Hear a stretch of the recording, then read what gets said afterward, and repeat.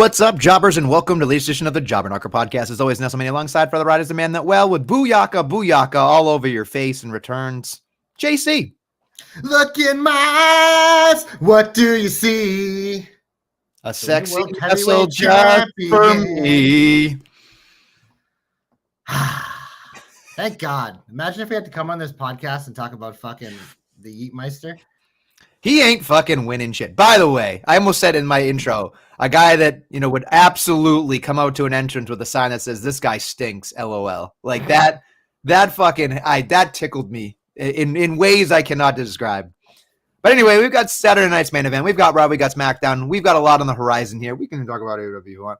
We can talk about a lot of different things here, but it's a lot to talk about. You want to start with Saturday night's main event, JC? We should, Nestlemania, and it started off as JC, because hashtag JC knows, correctly predicted. Cody and Drew McIntyre. This is a fun match because these two are good together. But you know what, Nestlemania? Cody cheated, and I loved it. Drew set him up to cheat, but he just took advantage of the situation because you know what? That's my world champ. So I'm glad you brought that up. I thought when I was watching this match had a lot of storytelling, a lot of drama. Like most Cody matches. A lot of back and forth, a lot of pausing, a lot of this and that. And just, there was one point where I was just like, we all know that when you watch a Cody Rhodes match, there's a point in the match where you're just like, why is he doing this? He's going to kill himself. Like when he dove into the fucking table and like landed, I was just like, the fuck is wrong with you? You're the fucking guy. Like, I get it, go full tilt, but you don't, when you get that point, like, do you really have to go that hard? But anyway, a lot of masterful storytelling. I thought it was a lot of fun. I am curious where they go with this because it helps Cody win. Obviously, he can move on. It seems like we're not done with McIntyre completely. Yeah, I don't know if they can move on. They continue to leave the door cracked for Drew to get another shot. So. It feels like it's weird because, like, I think I know the answer from you, but I'm going to go out on a limb here and say, I don't think they're going to ever turn Cody heel anytime soon. No. So I feel like when I watched this match, it felt like when your NFL team shouldn't win a match, like a game, but they win anyway. Like they had an ugly win. Like that's what it felt like for me. They got an advantage, an advantageous call that went their way. Exactly. And if it happened against you, you would have threw a temper tantrum, but since it happened for your team, you're just kind of like. Yeah, exactly. Exactly. That's exactly how I felt when I was watching this match, yeah. Which maybe that was by design and what they wanted us to feel, but it felt like, okay, like clearly this isn't the end. Cody's cheating kind of, because he did look at the belt before he hit the crossroads. Oh yeah. Well, he took it. He was aware of the situation, but he was okay with it. Yeah. So we call that whatever we want to call it. I did laugh because it kind of like is interesting, like juxtaposed from what he said on Friday night when he said, "Hey Drew, nice guys finish last." Until I showed up and I went. I mean, he's right. Okay. That's my milky white baby right there. You go. Tweener Rhodes. Tweener Rhodes. That's good, Joe. I appreciate you from the top rope, buddy. That's good. So is there anything else to discuss here? Because I've heard on the old dirtiest of sheets. Oh, boy. That there is a flirtation of a 3 stages of hell match. That would certainly be interesting. I feel like they have to cap off this feud in a big way since they will be likely having a third match. So something like that would make sense. I feel like they're not going to be included in the War Games match. No, this feels like they're separate. Yeah, it feels like they're big enough. Yeah, they'll have a one-on-one of whether it's what you just mentioned or something else. Do you think there's a world we can live in, like not even hypothetically, like realistically, where Drew McIntyre can win this? Or is it just the wrong time of year? There's definitely a world, but it's just like... I just feel like it's the wrong time. My question, it always is, and we say this all the time in this program, and then what? Right. And like with a mid-card title, it's easy to do that because like whatever, you figure it out. But like with like this is the title, you don't just like make that decision without having a then what. So it feels like Drew winning, there isn't really and then what. So whereas Cody, like there's plenty of things they can do because until they do Randy Orton, like that's the thing. It feels like that's probably potentially being saved for WrestleMania at this point, but who knows? But like it just there's always plenty to do with Cody. So fair enough. Should we move on to my favorite part of the show? Of course. Hashtag JC knows. Hashtag JC's hopes come true. Jade Cargill is the new women's champ, and she fucking squashed that little Tiffy bitch into the ground. 1, 2, 3. Dominant win. Exactly what she needed. Exactly what I wanted. And Nestlemania, the storm has come all over Tiffy. I don't know. That was a lot of interesting stuff for sure. Oh, yeah. My thought was, I get that we needed to make her heel because that's where she's supposed to be. I don't know. But like, we wanted Tiffy to lose this title 6 months ago. Yep. So we finally got it. So I can't get mad at that. But my other thought was, it's just weird to me because it was just like, do they have enough baby faces on SmackDown? Like, yes. Okay. That are actually people that you can, like, I know the first one will say a couple first will be like easy tomato cans. That makes sense. Yeah, but then you get to Rumble, you get to elimination. Okay. Bianca's the thing, the one here. It's just set up for like Bianca, whether that they wait till WrestleMania or they do it before. They, like you said, there'll be plenty of people they can have before then, just the randoms. But it's Bianca. It's pretty simple. Okay. My thought is I'm wondering if we're going to be fatigued by Jade. No, soon. There's no fucking fatigue of Jade because you know what? She's better than Tiffy. I said it. Okay. That's fair. Maybe not as a straight wrestler, but in overall, I think she's a better champion. Yes, Joe, we were going to wait for the end of this, but since you brought it up. Yeah, it's fucking amazing. It's fucking amazing that AEW had the formula and they lost them all because they suck. So if you're not listening, sorry, if you're not watching and you're only listening, our boy, the Joe Stopper, said every major champion is an AEW alum. So that means, of course, CM Punk, Cody Rhodes. I believe there's Jade Cargill and who else? Stephanie Vaquer. Technically, yeah. There was another person too. Oh, Ricky Starks. Ricky Saints. Yep. Sorry, Ricky Stanks. And then there's obviously Ethan Page. Yep. And there was somebody else, but it was Blake Monroe. So I mean, like literally, it's just getting out of hand at this point. They WWE, they take the best ones from AEW. They take, for the most part, they take the creme de la creme, and they put them in the position to be the creme de la creme, like AEW had the chance to, botched or never did. Yes, we know Vaquer had one match. We understand but guess what? That literally got her the job. Because she had tryouts with WWE, did not get hired. Then Mercedes fucking elevated her and got her a contract. And the rest is history because now Stephanie's one of the best women on the roster. So fair enough. All right.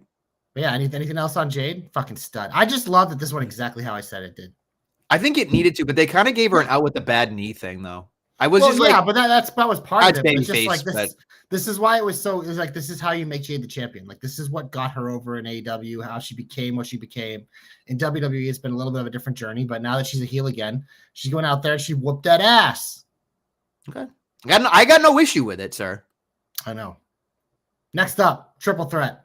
You know I'm going to love this match. Dirty Dominic Mysterio, Rusev and Penta. And once again, the fucking ring bell. So creative. Dom starts ringing the bell, so Rusev thinks he beat Penta. And obviously it ends up being with Dom stealing the win. But it's just like they find a little nuance every time for Dom to fucking lie, cheat, and steal. And it just fucking works, man. And Rusev's reactions every time are just so good. Because he's the ultimate, like, big, angry brute. He's just like, ah! And he throws, like, it's great. It's good, compelling television. And we'll get to on Monday because JC was very excited about Monday. I just thought that obviously Dom had to win this, but I was kind of hoping that Penta would have taken the L here, but Rusev takes it, and it's like, it's fine. It's not a problem.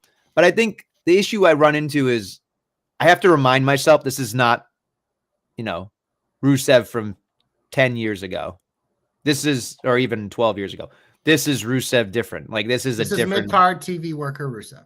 And I have to be okay with that. I think he's fine. I think he's fine with that role. Him and Aleister Black, they both knew their role when they came back, and I think they're both okay with it because they like working here. They get plenty of TV time. So, because Rusev said, he's like, when I resigned, I want to work with young talent. And it's funny because I ran through at first, he wasn't working with, but like everyone wants to work with fucking Dom. So, and him and Dom have good chemistry. So it's been a lot of fun. Him and obviously Penta have some history from AEW too, where they had some banners. So this is just a nice mix. You knew this was going to be good. It was good. It delivered.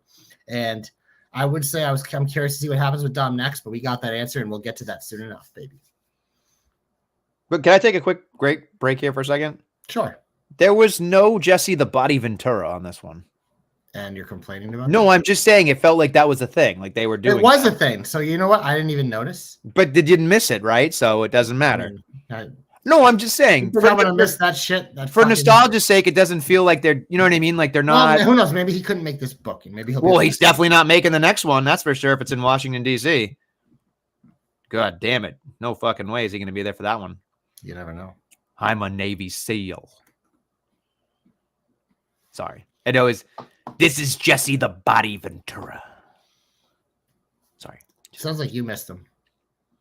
No, it literally just popped in my head. I didn't miss him until I didn't realize it until you said it, because he has been on every one. But who knows? Yeah, I wouldn't be upset if I never saw him on TV again, but also like I wouldn't be surprised if he just couldn't do the state. That's fine. That's fine. I'm just saying. I just don't want him to overshadow John Cena's last match. That would be my only thing. My guess is that would not be the match they put him on, because they put him with my boy there, like on like a desk. Yeah, Joe Test. And then they have him call one match. They're not going to have him call the Cena match. It's fine enough. Yeah. Main event? Yeah, I'm really curious about what your thoughts on this one. I mean, the right person won. That's literally my only thought. I don't give a fuck about the match. It happened. I barely was paying attention to it because I was just waiting for the end result. I wasn't really trying, Joe. Fuck off. Anyway, it came out with Joe and Jay and the "This Guy Stinks" sign, which just had me fucking raring to go. Of course, the internet couldn't fucking help themselves with Jay missing a neck breaker and then Punk fucking up the spear. And then the crowd didn't care. The crowd started chanting, "Jay, you suck." I think the crowd went home happy because CM Punk wins. There was no chicanery. There was no nothing. It was just a happy ending. And obviously, I feel like there's a lot left to talk about in terms of what's going to happen with Jey Uso. So I think it's better for the character that Jey Uso didn't win, and now CM Punk can parlay this into pretty much being whatever the hell he needs to be for the foreseeable future. But man, like we talked about it, there's no real way that Jey Uso could win this. So it is what it is. I am curious. We can parlay this into Monday if you'd like and get right into the shine here. I don't know if this is shine worthy, but there's a lot of moving parts going on Monday Night Raw now. Yeah, I will say, because like I didn't mind. We can go always in the shine there. I like that with the CM Punk promo that he set up a lot of contenders. I think that's something that we're like worried about, especially being just like a babyface champion. But like obviously he's naming guys like he clearly wants to wrestle AJ Styles, JD McDonough. But it's just like he was kind of showing off, being like, look, there's guys I want to have fun matches with. But then I also understand there's some serious feuds with like the Vision and yada yada yada. The only one that I feel like he didn't mention, obviously wasn't there, was LA Knight, and he was the one who called dibs, which I thought was interesting. But yeah, I mean, obviously the Jey Uso stuff like doesn't super interest me, so I'm glad he was kind of backburnered and they just kind of teamed up again. Whatever, it was more of the same in terms of that. But I didn't mind the Punk promo because he at least like established, like that's what I was looking for. It's like, okay, you're the champion now. I'm excited that you're the champion, but like, why will I continue to care? It was and then what? And he at least like listed off things that he would like to accomplish as champion, and I bought into it. It was a mission statement. That's what it felt like. And I think that was really important, like you said, to come out fighting like that. And then, of course, he named his bunch of guys. He nodded to the person who was champion before him. And then out walks the, which I thought was the one I didn't think about, which was Logan Paul. Yeah, that was a surprise. That was a nice surprise. And Punk was very upset, which sold it well. Which I think works in the you're an outsider. CM Punk is very much not an outsider. So I think that would be pretty interesting to see how that goes down the line. And then the Vision comes out, and then out of the gate, Heyman with the bitch without an owner line was just like, whoa, here we go. Right out of the gate. I think the hardest part, and this is not being super critical, this is just me as a fan watching this. I really like watching Braun Breaker, and I like seeing Tsunami Boy. But what they've not led me to understand is why Bronson Reed would be okay with Braun Breaker being champion and not himself, because they're building it in such a way that both of them should be champion. Maybe but they're giving the nod. They're giving the nod to Bray. No, they're giving the nod to Breaker, which I understand because that's the right thing to do. Well, when they did the turn, it was kind of like Braun was checking with Bronson to make sure he's with him. And it was one of those where I took it as Bronson being like, okay, this is the wave is going, the tsunami, so to speak. So I'm going to ride this because I am going to choose the winner, Heyman did the same thing. Braun is the winner. I am going to ride that wave.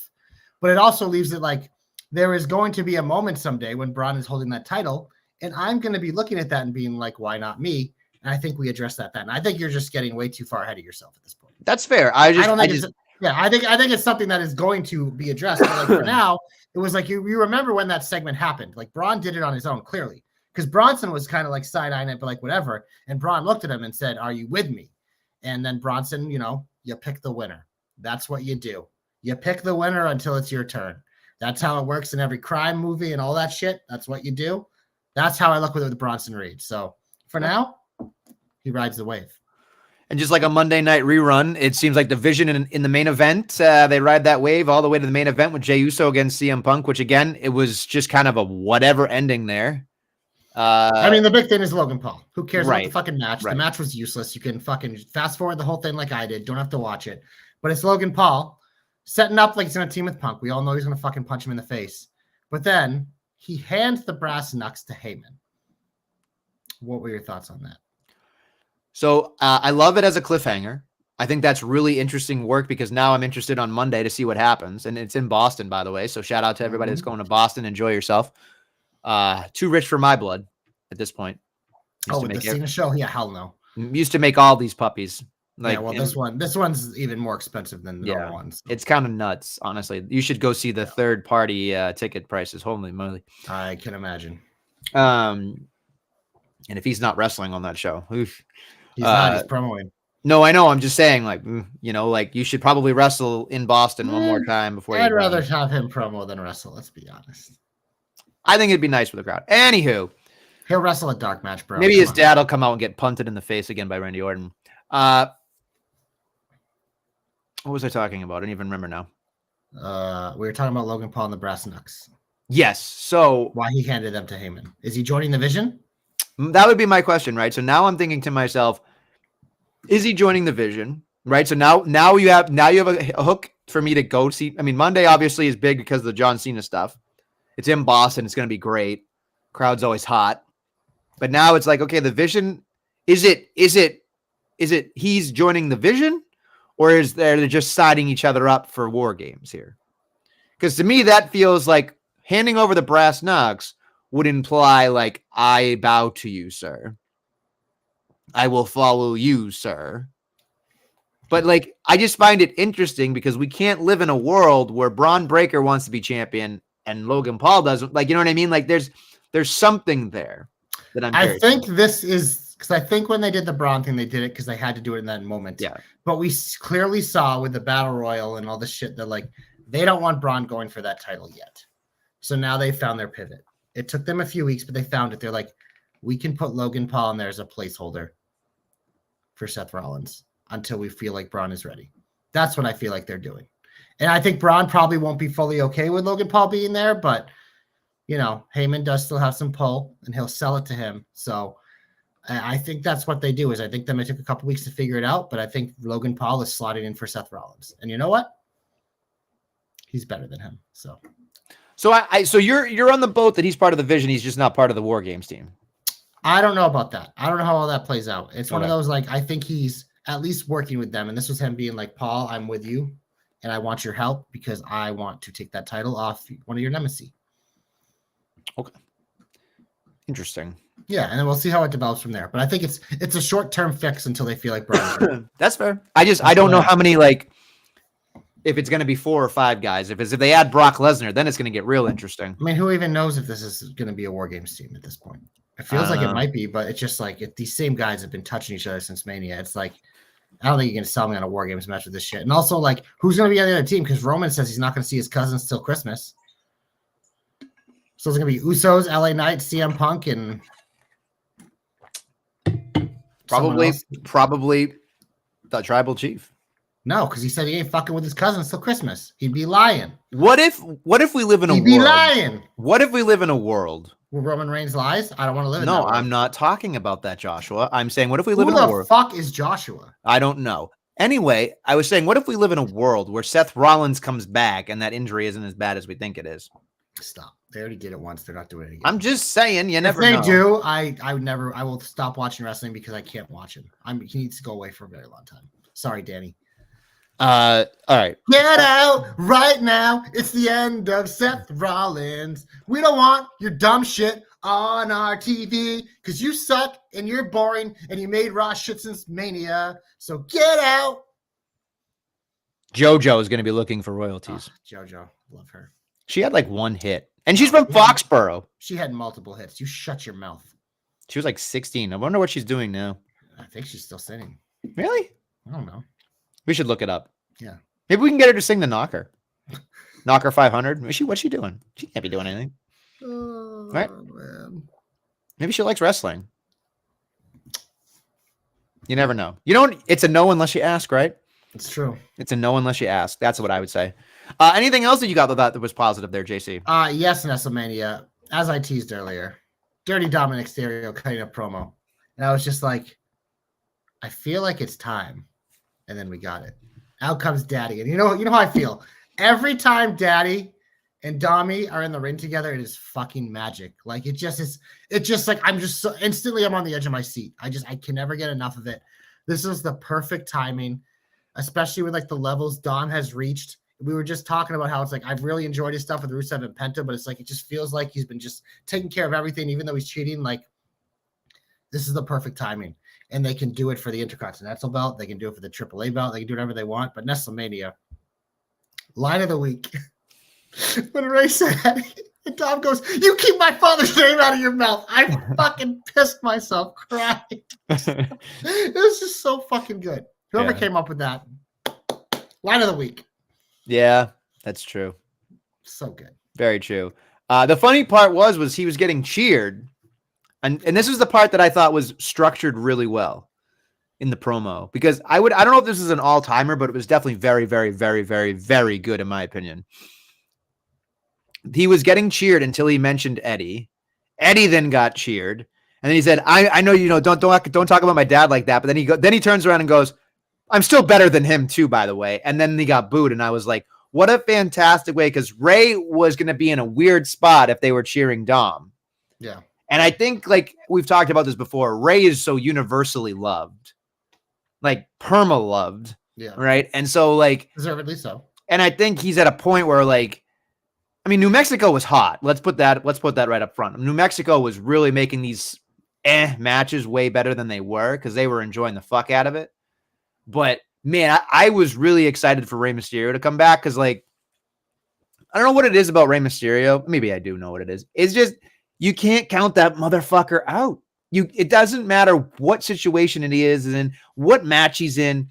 You cannot count out Rey Mysterio. So I just feel like he's been gone for a while. He's been gone for what? It was like right before Mania, right? It's been a while because it blew. It was like literally the week of Mania he had to sub out. That's how Phoenix subbed in. So April. He's made like an appearance or two, but he hasn't been. I'm assuming he's cleared now. So he's 7 or 8 months in. I mean, that's a long time. Yeah. And he's 50 years old and he's moving around like he used to. So it's like that stem cell research is working, baby. I choose to say stem cells. You can say whatever you want, but that's okay. Booyaka. Doesn't matter where it is. It's an injection. Anyway, so yeah, I'll go on a limb here and say I'm curious to see whether it's Mexico or the WWE, but it'll be a lot of fun. I'll say this much. This is an additional hope because you and I already have a hope set up here for the program. I would love to see Rey Mysterio and Dominic Mysterio go for a double title ladder match. That would be fucking I feel like it's going to be for both titles. Yeah. It feels like that. And then someone can take that IC title off Ray real quick and he can just be the AAA champion for a while. But yeah, it feels, or maybe Dom just wins and he gets to defend everyone against his father. But either way, I think it feels like it's going to be for both titles, and a ladder match would be a lot of fun. Yeah. But I don't know if you can do that with a 50-year-old man. Who knows? Probably. He'll be fine. Anything else you thought was super positive? Yes, Nestlemania. It was an episode of SmackDown. There was an episode of SmackDown where Ilya Dragunov defended the U.S. title, and it was a match that was a banner. This time it was Nathan Frazier, even though Tommaso Ciampa wanted a piece. But you know what? This shit's going to be in my shine every week because it's just good. Dragunov is just fucking good. H-bombs, baby. H motherfucking bombs. Yeah, I mean, it was a great match. There was a scary moment there where he landed on his head.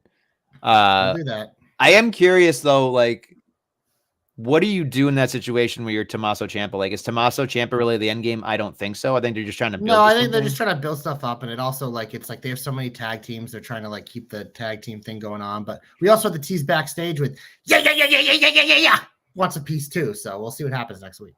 I think they're doing a great job building up contenders. Yeah, no, it's a good formula. The one thing I will say that Sami Zayn had that belt for 8 weeks. He said 8 weeks. It felt longer, but only 8 weeks. That's 2 months. So I don't know. I feel like Ilya will have this a lot longer.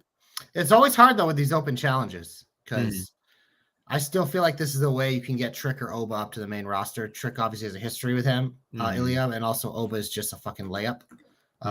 So it's one of those like, yeah, I mean, clearly Ilya was a guy that was ascending before he got hurt, and he got that awful injury, and he kind of picked up right where he left off, and he looks fucking great, and they're letting him get over the way he has to get over, and that's by just in the ring because he's a fucking weird promo, but you appreciate that more once you understand him.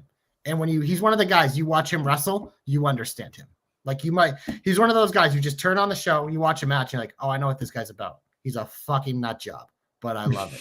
So it makes the whole package work. He's a fucking nut job. I want to bring up 2 things on SmackDown that I thought they're very quick and they're very good in my opinion. Very quickly, Phoenix slapping Tala Tonga with Solo's acting again. The reason he's in these positions is because he makes everything work.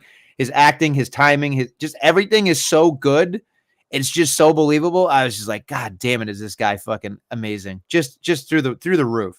And secondly, I want to give a shout out to Chelsea Green, who wants a match, but then gets scared by Nikki. And she got everybody over in a matter of a minute.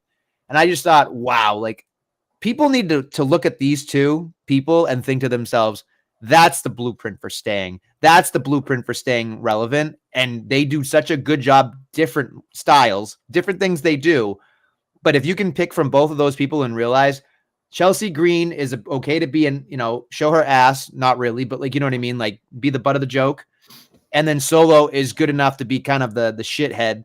And I just think it's really well done. And I think those are some unsung heroes on SmackDown because there's so much kind of that when those guys are on my screen, I'm just like, man, they really do a fantastic job of keeping my attention. Yeah, I agree. So just want to make sure they got a particular shout out. So yeah, I only have one more piece of shine Nestlemania. Okay. And that is that Roxy got a pin on Monday Night Raw and got the win for the Judgment Day. And yeah, it's great. You can look, but you can't touch. By the way, I'm gonna eat this pin in the stars above. So here's the thing. This is the perfect setup for me. So I'm glad that she took a big L, right? And then I'm like, okay, this is great. Nikki Bella not winning and being like backstage, being like, okay, like, I don't know if I can hang. Get him off my TV, get him off my TV, get him off my TV. There is something, and this isn't just the acting, this is just as a person. Nikki Bella, at least through my television screen, whether it's on Total Divas, whether it's on interviews, her podcast, whatever she is on, is so insincere in trying to be sincere and trying to be a babyface. She's just not a babyface, folks. She's a bitch. Like, when I watched her hug Stephanie, I was just like, oh my God. I finally have figured out the formula of Nikki Bella. She needs to be a bitch. Even a C word, perhaps. She needs to be that kind of person because that's the kind of person she is. You can say she's universally loved by a certain amount of people in the WWE universe. And, you know, she's a woman that clearly broke barriers and yada, yada, yada, yada, yada. Sure. Great. Wonderful. But here's the thing. That's not good enough anymore for me. And as a fan, she's a terrible actress. Absolutely atrocious actress. And she's subpar in the ring. We're living off our laurels here. Let's turn her heel. I think it was my fucking hope like 3-4 months ago. Because once she turns heel, all of that's acceptable. All of the shit in the ring is acceptable. It's a diva-ish background with a diva-ish bitch. It all fucking works against all the women who can now wrestle and work and act. It just feels like the fucking layup. I know we're going to get there. You can feel it. but I feel like we're gonna get there 3 months too late, like we did with Jade. She's gonna turn on Stephanie, and it's gonna set up a feud between them. Like that's what we're headed for. I feel like where my head is at here, I don't know if this is true. We can get into this later, but I feel like the War Games match is a really good place for her to turn. If in fact Stephanie and I just have no idea what the fucking War Games match is going to be. I have a very good feeling of it being. Let me just say it right here. Yeah. Okay. So I have a very big feeling in my head that it's going to be Kabuki Warriors, Becky Lynch, and Judgment Day against Rhea, Io, Bella, Stephanie, and the outlier, Maxine Dupree. Maybe if they switch it up, hold on. But if what they do is hold on. Let's light it up. No.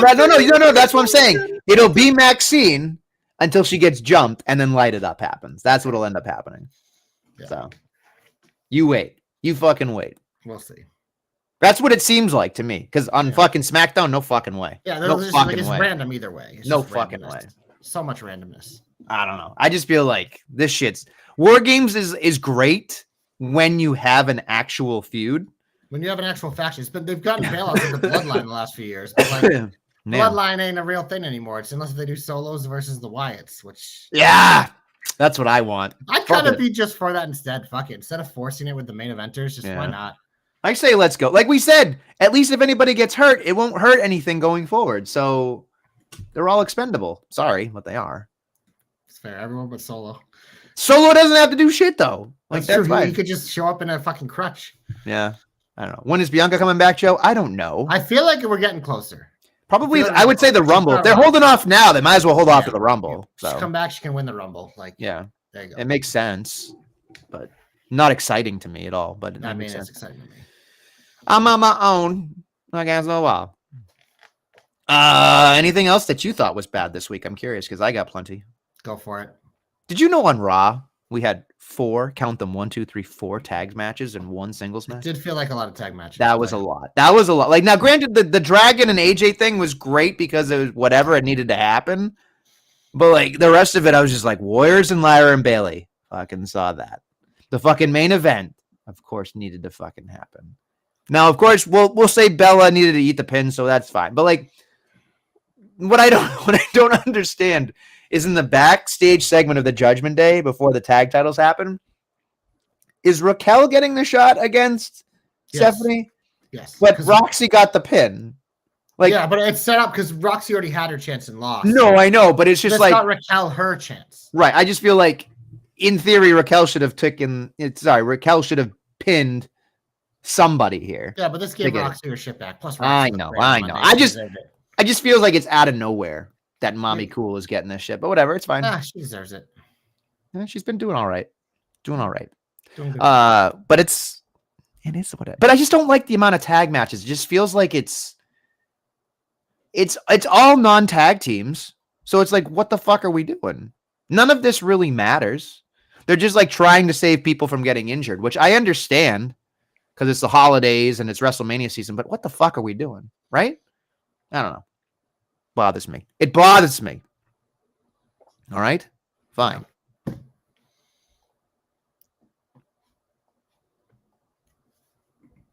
I don't know what else I'm going to say. Yeah, they're just like, there was so much this week where I was just like, oh, that happened. Don't care. Yeah, I mean, I could go to SmackDown, but like, I don't think there's really anything that matters on SmackDown anymore. Like, because it's like get to the fun stuff then. Hope. All right. Hope.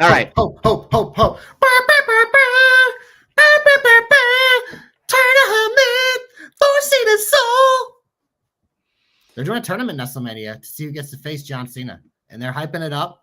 They're picking numbers. They say there's going to be members from Raw, SmackDown, NXT, and people who don't work here. Well, the first 4 names we got were Rusev, Priest, Nakamura, and Sheamus. They all work here, so no surprises yet. But none of them are going to work here. This is a hope. So there's a lot of ways we can go. There's obviously we can hope for who we want to be seen as last opponent.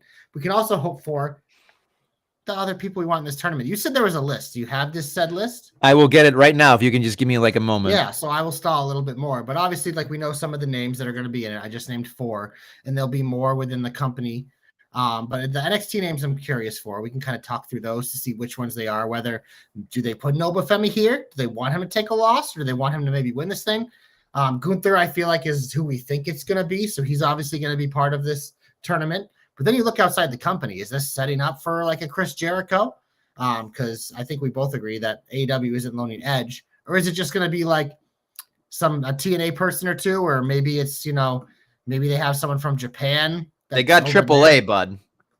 They got AAA too. But I'm trying to think of names that would matter to Cena. Here's a list that somebody put out that I actually think is pretty good. Right, I'm going to give them Vinny Sons. I'm going to give him props. Vinny Sunshine. Let's hear it, Vinny. He says Raw should have Braun Breaker, Penta, LA Knight, Gunther. Well, he's already wrong. He's already wrong, of course. We already have Rusev and Sheamus. Carmelo Hayes, Damian Priest, Orton and McIntyre. Okay, well, he's already wrong again because we also have Nakamura. I'm just thinking. We're just going through names, Joshua. I know. I'm just saying. Ethan Page. Okay. Ricky Saints, Trick Williams, Obafemi. Okay. Names that don't work here: Joe Henry, Matt Cardona, Jeff Hardy, and Vikingo. Cardona is one that makes a lot of sense given their history, but he just jogged on NXT, so whatever. Joe Hendry, I think, is definitely someone that would be a lot of fun, but he pretty much works here now at this point. It feels right. Like he's not that. Yeah. So Vikingo, like, who the fuck cares? I don't know. Who was the fourth one there? Matt Cardona, Hendry, Jeff Hardy. Interesting. I don't think Jeff Hardy matters at that point. But... yeah. Because keep in mind, to me, it's like I'm looking for people that have ties to Cena. All right, well, keep in mind these are the people that were shown in the package, right? The Miz, yes.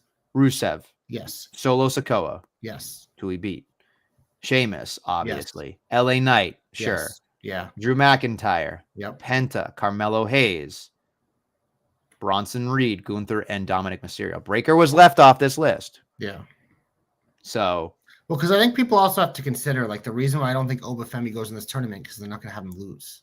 So it's like when the NXT people you pick, like, yeah, you can do an Ethan Page because you can take an L somewhere. You know what I mean? I don't know if maybe they don't do it with Ricky Saints, but it's just like it's also, you know what I mean? So I am curious to see because I feel like it's 2 from NXT and then maybe 2 that don't work here, and then the other 12 are 6 from Raw, 6 from SmackDown, which we've already had a couple of them there, and they're not like the super big names, nobody that we think can win. So. It's going to be interesting, but do we both agree that we expect it and kind of want it to be Gunther? So I would say this much. I know that it's probably going to be Gunther, but if I was booking this in terms of like... Miles Bourne. No, fuck you. If I was booking this in a way, fuck you, Balls Mahoney. Do you mean Balls Mahoney? Balls. He just said balls. I don't know what that means. Is it too late to bitch about Becca? Yeah, sorry, Bella. Yes, we did bitch about Bella. You could have come early, but you had your stupid podcast yourself, dickhead. JBL, that'd be funny, but not going to happen. If I was booking this in terms of giving us hope and giving us like, let's do this. This is a fucking, you have one side of the bracket. Gunther's just fucking tearing people left and right, fucking just stomping like a dinosaur. Coming through this fucking thing. On the other side of the bracket, the underdog squeaks by. Every fucking person with a giant smile on his face is Joe Hendry. And you're just like, holy shit. He said he was going to make it happen. And John Cena even said, hey, pal, I would love to face you, but you have to make it happen. Like, he said that too. You know what I mean? Like, there it is. Like, you ride that wave of momentum. You even have them interact with each other. Being like, I'm pulling for you, Joe, but you got to make it happen. And then you have that valiant moment where Joe is just trying to fucking win, maybe gets close, and we almost got it, and then the fucking sleeper and he loses. Like, that's, to me, that's how you pull the rug out from under us. That's how you make us go, fuck. Now Cena's got to get Gunther on his last way out because we wanted that. That's if I was booking it. I would love to see that stuff. I just think Joe Hendry has such an interesting story with Cena and that whole back and forth that I think that would be one of those like, holy shit, like this is pretty cool. Yeah, they need someone like him or like that as part of this tournament that we can root for. Obviously, we left out Edge. But what the fuck are we talking about? Because here's the thing. It's like, oh, AEW can loan them for one match. It's like, no, he has to be part of a tournament, which means he has to be in like fucking 5 matches. Yes, so exactly. Not fucking happening, you delusional little fucks. That Jericho's the one that could happen, depending on his contract. But God, do we really want that? No, nobody wants that. That's the problem. Like if you put Jericho in this tournament and he wins, that means he just had to beat like 4 people. Not only that, but I'm going to make a hyperbolic statement, but I'm going to stand by it. If Chris Jericho's in this tournament and wins the whole fucking thing, you have essentially fucked up the entire run. Bar none. You had 2 or 3 good outings. You had the Randy Orton, maybe the CM Punk and the Cody Rhodes second time around. After that, and maybe the AJ Styles, I'll give him 4. But the rest of the fucking shit, the middle of the sandwich was all good meat. But the fucking bread, atrocious. Fucking atrocious. You fucked up the ending. Yeah, you can't tell me, JC, that you've ever gone to a movie and been okay with a movie that has a fucked up ending. Not one time. You've never gone to a movie theater and gone, oh man, the first 90 minutes of this was great. The last 20 was dog shit. But I still love it. No, because the only thing you remember is the last thing you remember. Whether John Cena wins or loses is irrelevant. What needs to happen is that match itself, the lead up to it, the whole fucking shebang, the night of, the whole fucking pomp and circumstance of it. Cena needs to make it look like a fucking $1,000,000 and he needs to feel special. The person he beats or the person that beats him needs to feel special. And you know what's not special? Fucking a giant asshole who looks like his fucking entire body looks like a melted candle when he takes his shirt off, when he's 50 years past his fucking prime, who can't do anything with that win to give it to anybody else. Fuck that. And Chris Jericho is one of my top 5 people of all time. I love Chris Jericho. But if he's in this tournament, I will probably break my He fist. can be in the tournament. He's not going to win. He's going to win if he's in the tournament. Won't. No, he won't. Stop. He's not in this tournament. Ready? I got the name for you. Gable Steveson. Fuck you. Just fuck you. An Olympian. Ruthless aggression. Smack. Yeah. Someone did say, what about Kurt Angle? And he was like, I can't wrestle anymore. I mean, I joked about that a few weeks ago, but come on. He's like, he actually said he showed up.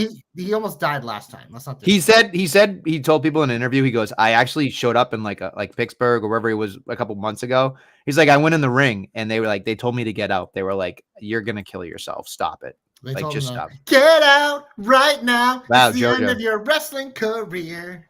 I'm just letting you know, I get to tag music in our Spotify thing when I do it. I'm going to put JoJo this week just because you know. Love her. I hate to agree with Nestlemania and Jericho. Yeah, it's not terrible to agree. No one wants that. There is no human being on the world that wants that. I don't know. I'm literally looking through like the roster and I'm thinking to myself, it's Gunther. Jesus Christ. It's fucking Gunther. It's Gunther. Don't overthink it. It has to be Gunther. Yeah, it don't has overthink to be. Don't overthink it. No, listen. It's me. I'm going to overthink it. We're not going to overthink it. We're going to go with the comeback. Don't call it a comeback. I'm giving mine to Logan Paul because you know what? He might have saved Monday Night Raw Nestlemania. So that deserves a comeback from me. That's He's a bold. stud. Because we needed something to kick off his CM Punk feud in style to set the tone. Logan Paul's that guy. So he gets my comeback. My comeback all the way back on Friday night on SmackDown. Very excited. I'll even give it a 2 for here if I really wanted to. I'm going to give my comeback to the one and only Kit Wilson. Boy. Yes, boy, indeed. New music, toxic masculinity, does all of his things. They said he was part of Pretty Deadly, and then I think Corey Graves said, yeah, that's in the past. And I was like, ooh, that's some fighting words right there. So they did a great job. It was just over a jobber alert, and they made fucking our boy Carmelo Hayes look like $1 million, even with the Miz being out there. But, you know, the one thing I thought about was, could the Miz have Pretty Deadly as his seconds and thirds? I don't know. Would that be an interesting group? I feel like it'd be fun, comic gold, but I don't know. He'd be good with them, but I just don't know if they're going anywhere with that. Probably not. But I feel like the Miz does a good job when he has other people. Yeah, the Miz makes people great, but it's like the B team again. I don't know if if it gets them to another level. Like they'll be good when they're with him, but I don't know. It would be fun. It's something. It's something to do. The Miz is doing more talking for people and not wrestling a lot, so I feel like he could help them become tag team champions, and that would make sense because honestly, if Kit Wilson is on his own, I don't think that's really going to spell very good. He just has to be for now because Elton's out. Well, I know. I'm just saying, like, if it just feels like if let's say they come back together only to get out of it, you're like, you know. Mm. Is what it is. Big Anyway. old finish. Wow, we're already there. Big old finish. We've got some short knockers, We got a bro. lot of shit. This is like 46 minutes. What are you talking about? Usually we go about an hour and a half. We got so many matches booked on SmackDown and Raw. Hit him, baby. Buckle up. U.S. title. Julia, Chelsea Green. Well, Chelsea's getting a big L here. Yeah, I'm excited for it. That should be a fun match. Kiana will be there too. Tala Tonga versus your boy, Ray Phoenix. Maybe we'll get more slappy wappies. I cannot wait for Phoenix to lose and Dave Meltzer say he should be in AEW. Oh, fucking virgin. So. Dragunov Open Challenge. Tama was teased, but Ciampa's still lurking. Who takes it?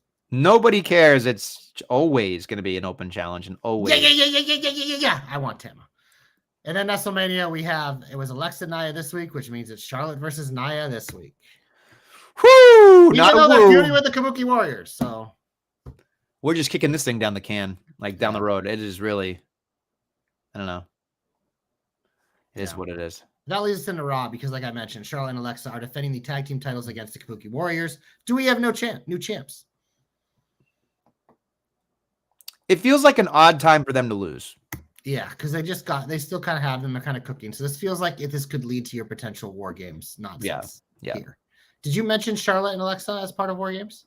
Probably no, but I could see that too. I feel like they would be part. It'd be Charlotte, Alexa, Rhea, Io. So that would mean Stephanie, and so it's interesting. So I don't know. So that would mean Stephanie and Nikki. So I don't know. There's some, maybe Rhea's not back in time. Who knows? Maybe but not. That's happening. Then Nestlemania, we have the world title match between Stephanie Vaquer and Raquel Rodriguez. Tomato can. No, not a tomato can, but yeah. And then Nestlemania, we have the kickoff to the John Cena tournament. Rusev versus Priest, Nakamura versus Sheamus. Give me Rusev.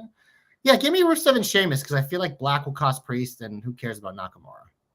I will go with that as well. That seems like Actually, a logical thing. The Judgment Day will probably screw Sheamus, so they'll probably have Nakamura win. Okay, Nakamura. There you go. You just talked me into that one. Thank God we don't have predictions. Nakamura and Rusev. Lovely. If we can get Rusev versus Gunther during this tournament, I'll be very happy, man. Yeah. That'll be a lot of fucking fun. Meat. We have the meats. That's it. Okay. Unless you want to talk about AEW. Well, since we're here, we might as well. All right, you ready for this shit? No, never ready. Well, get ready. Get set. It's time. All right. So this week, oh God. Fuck. All right. It's a good start. Yeah. Well, it says Blood and Guts is happening. So that's interesting. Maybe not this week. Next week? Next week. Sorry. Next week is Blood and Guts. So that's a big twofer. They're doing 2 Blood and Guts, by the way, next week. They're doing a ladies and they're doing a men's. So interesting how it's timed out with War Games, don't you think? So it is what it is. Interesting. Anywho, you don't even want to know who's on the fucking men's team. My goodness. Let's hear it. For the Blood and Guts team, you ready for this? Yes. You got the fucking Death Riders. All 5 of them. That means fucking Puppet Yuta, fucking Danny Dick Garcia, Pac, who looks like every generic guy with fucking steroids, Baldy 1 and Baldy 2 against, here we go. I can feel I can't see it because I'm reading it, but I can feel the eye roll the minute I say it. Roderick Strong, Kyle O'Reilly, Mark Briscoe, Orange Cassidy, flanked by Darby Allin. This should be a squat. This match should be thrown in the gutter. Uh-huh. The women's one has to be better. So you want me to read the women's one? Yes, it has to be better. Again, this is 2 weeks. This is not coming up. Fine. All right. We've got, oh gosh, it's 6-on-6 here. We've got TBS champion Mercedes Moné, Megan Bayne, Marina Shafir, and the Triangle of Madness. Already better. What a against. What a fucking team. Against. Say their names. Julia Hart, Sky Blue, and Tekla. Yeah, the Tekla. Against, oh my God, this is the hodgepodge tag team if I've ever seen one.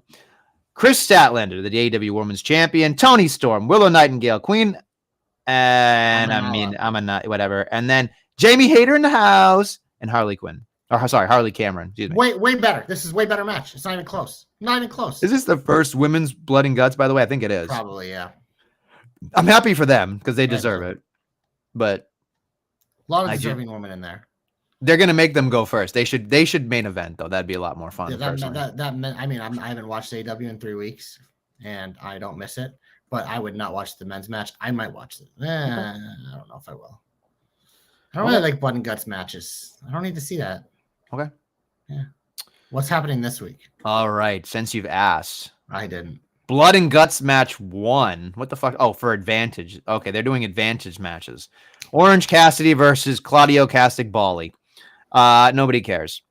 That one. The heels have to win the advantage. Another advantage match, which makes I don't understand this fucking whatever, but Darby Allin and Daniel Garcia. So I guess whoever wins 2 out of 3 gets the advantage. It would be my guess. We've got random fucking tournament tag match, quarterfinal. We've got Athena and Mercedes Moné against Willow Nightingale and Harley Cameron. Athena and Mercedes are a tag team? Which they're probably going to win the whole goddamn thing, because just give her another belt, right? I mean, I'm not against it. No, I know. It's just like, oof, all right, here we are. Oh, gosh. Is there anything else? I have a lot of... We have matches for Full Gear. Oh, God. Okay. When's that shit show? That's the week after. So we're doing Blood and Guts and then a week of fucking... So there's going to be no build for the... Oh, my God. So the 3 matches they have already for Full Gear are Hangman and Samoa Joe again. Boring. Mercedes going for the world title against Statlander. Again. Because we need to give her another fucking title, whatever. Your boys FTR finally get their shot against Bandito or Brodito. Hopefully they beat them. So that's what they've got so far. But yeah, this is like, oh, and also on Wednesday, we've got, this is just fucking great. We've got Hangman Hook and Eddie Kingston against the fucking Ops in a fucking, they love them trios matches. Nobody gives a shit about trios matches. Come on. Are the Ops still the trio champions? I don't even know. Yes, they are. But this is getting out of hand. Getting out of hand, sir. It's just so bad. I don't understand why anybody like, and I don't mean to be a dick, but like, here's what I'm saying about AW. At least 70% of their roster, in my opinion, is not television ready or interesting enough for me to give a shit. There's like 30 to 40% of the people that I'm like, okay, cool. I want to see that. But like that's why the fucking pay-per-views are so good. Like, I don't care about the weekly television because they book for matchmaking. They don't book for storytelling. They just do whatever the fuck they want. Yeah, it's not great, Bob. You live for Nestle Disgust at AEW. Well, listen, sir, I would like it to be good. Yeah, I really would. You got to stop saying that because it's never going to be. So why even hope anymore? I expect it sucks. It's going to suck. And we can complain about it sucking. Fact of life. Here's the thing. They don't have, in my opinion, they don't have the one guy or girl. They do. No, they don't. Yeah, they do. No, they don't. They have plenty of talent. It's not talent. They don't have the one person that the universe revolves around. They don't. MJF, Will Ospreay. Not well. Swerve. Those 3 guys have all been. Hangman could be if they knew how to fucking book him, but they don't. They don't know how to fucking book him. That's what it comes down to. Tony Storm had one of the best runs ever. They had fucking Mariah May. They made her into a star, and then they fucking lost her because they didn't know how to maintain it. Like they've had it, Nestlemania. They have plenty of it. But they don't. Don't know how to do it. They don't know how to do it. They don't. They're not good at it. Tony Khan is not good at it. They don't care to keep like. It's not a talent issue. They're like, yes, like the depth, sure. Like they have a lot of useless people, but like they have plenty of people that have gotten themselves there. They just don't know how to fucking like Heyman got himself to that level. They have no fucking idea how to maintain it. Because they're like, you know what? Wrestle Samoa Joe 2 pay-per-views in a row. Because that'll be good television. No, that's fucking dog shit. Absolute fucking dog shit. Tony Khan, give up some power. Because you fucking suck at this job. Go suck on daddy's dick a little more. I meant to say teat. There, Joe nailed it. They have the wrestlers. They don't have the creative. It is that simple. And they have a lot of dead weight all around it. I completely agree with that. But like, it's not a talent issue. Never has been. They think of the people they bring in, the people they have. They have plenty of top stars. In fact, they probably have too many. They just don't know how to fucking book it. I'll concede that I'm wrong about the MJF thing, I guess. But MJF doesn't feel like the center of the universe. Because they don't know how to do it. Yeah. There's moments where there has been. Just like it felt like for the short time for Swerve, it's like they got it. And Ospreay, like you can see it's gonna happen. Like Omega, like in his first run, like some people felt that way. I didn't, but like whatever. I can take that argument. But it's just like it's not like in Moxley, like we just got so sick of that fucking guy. But like Hangman had the magic, and they have no fucking idea what to do with it. They just don't. But it's never been that kind of issue. They've had plenty of people step up and rise up. They just fucking botch it because they don't know how to fucking write stories. Not enough of them. Do you think, because I feel like Toni Storm did a great job. She was the closest thing, you know, I'll give Mercedes, but I feel like because Mercedes is the TBS champion, it doesn't really matter. I guess they're interchangeable, but like, I don't know. I just feel like, again, it's like they have her, and then like they just don't know how to do it. Tony Khan sucks. It's okay to say it. I will say this much. I feel like the emphasis is so much on the wrestling. Yeah, that's part of the problem. No, that's not part of the problem. That's the whole problem to me, is because you get there and you get people going, I just want to have great matches. And it's like, okay, great. But like, wrestle in the mid card your whole career then, buddy. Yeah. But the thing is mad when you never touch a title. They're trying to make people who are lower card, mid card people feel like they're something when they're not something, because they don't do anything. They don't do anything.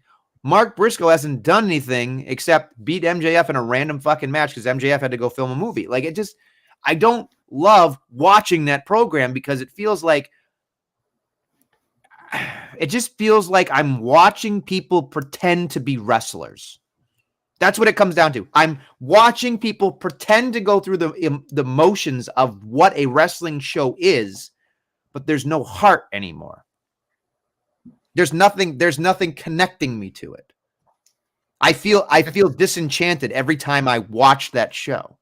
Yeah, and that's why you can't ever like expect it to be good or wish it would be better. Like, no, this is what it is. It's been this way since the start. It has never not been this way. It'll never not be this way because that's what they want to do. So that is why I choose not to watch it anymore, because I don't care. Okay. People tell me stuff is good, I'll tune in. But until, like, I still have it on my DVR. I just delete it every week, and I get a fucking sick pleasure out of it. I've been deleting Collision for like a year, and I get a sick pleasure out of it. But if Joe or somebody tells me like, hey, Dom, check this out, I will. Because there's always, even when I watched it, there was enough for me to be like, I like these people. I like watching this. I need a fucking break. I'm busy. I felt like I was wasting my precious, valuable free time on it. So I said, you know what? Until I feel like I need to watch it again, I'm out. Peace, Tony. Okay. You know what, Nestlemania? I know what I've decided since they're doing Blood and Guts next week. I'm boycotting next week's episode. Find a replacement. Well, that worked out for you, didn't it? Something's played Tuesday and Wednesday, so there you go. But there you go. Blood and Guts. See ya. JC's out. Going on hiatus, bitch. What I should do, just to really fuck have a tournament to replace me. I should have a tournament to replace you. Exactly. That's what we should do. What I should do is get every person on the knocker and like on here. Like that's what I should do. Box? Yeah, I'll have the fucking quad box. That'll be a fucking shit show. What I could do is a bunch of different things. So we'll see. Yeah, good luck. I don't know. Sounds like a lot of effort. Well, I have to put some effort into it. We're getting closer and closer to knocker 500, so I should do something. 500 of these puppies. Anyway, I think we're pretty much done. Yeah? Yeah, we're done. Okay. Yeah. On that note, thank you for listening and watching the Jobber Knocker podcast. We'll be back next week with some more Jobber Knockery. Peace out.